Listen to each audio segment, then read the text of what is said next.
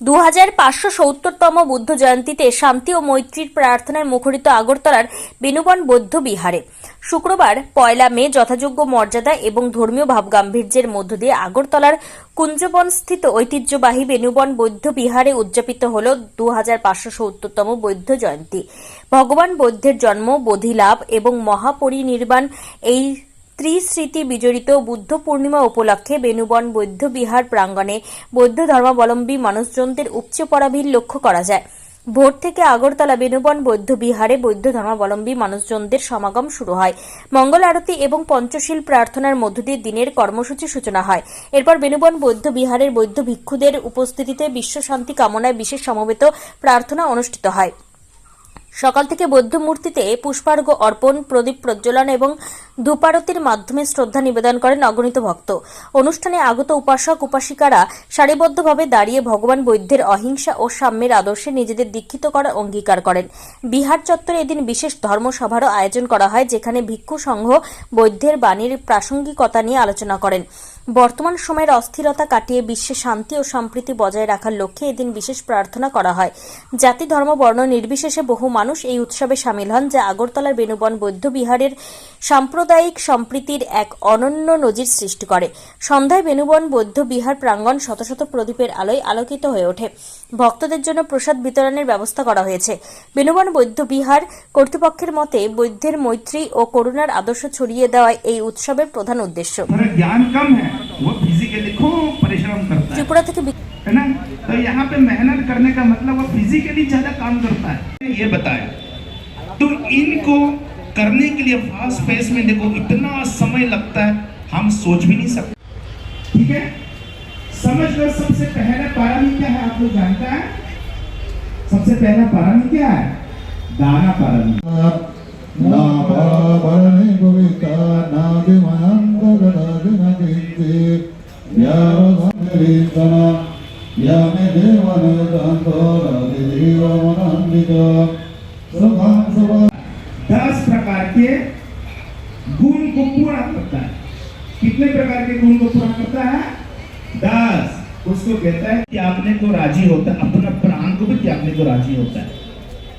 वो सब कुछ बलिदान दे देता है।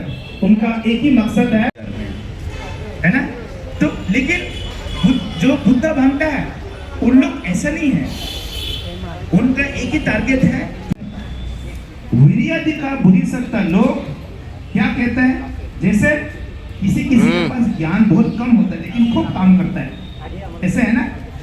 जैसे कोई आदमी देखिए जो जिनका टेक्निकल नॉलेज बहुत अच्छा है,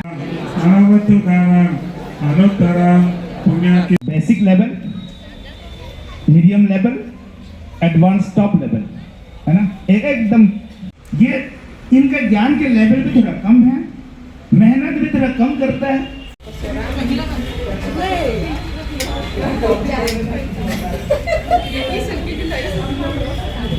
हो जाता है ना।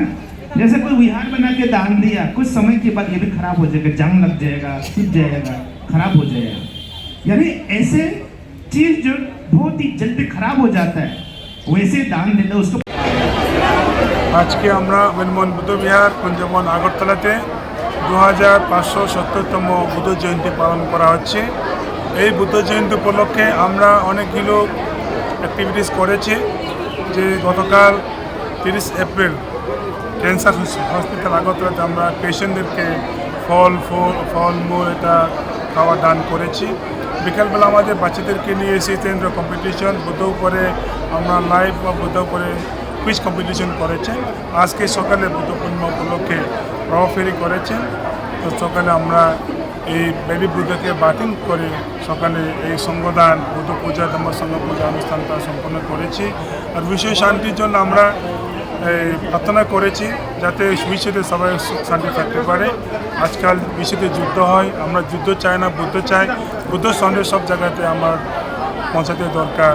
যে মানুষ বুদ্ধ সন্দেশকে পালন করবে বিশ্বতে শান্তি থাকতে পারবে। এই বুদ্ধ পূর্ণিমা উপলক্ষে আজকে আমাদের বিকালবেলা 4:30 থেকে মহামান্য রাজ্যপাল আসবেন এই প্রোগ্রামকে উপস্থিত করার জন্য।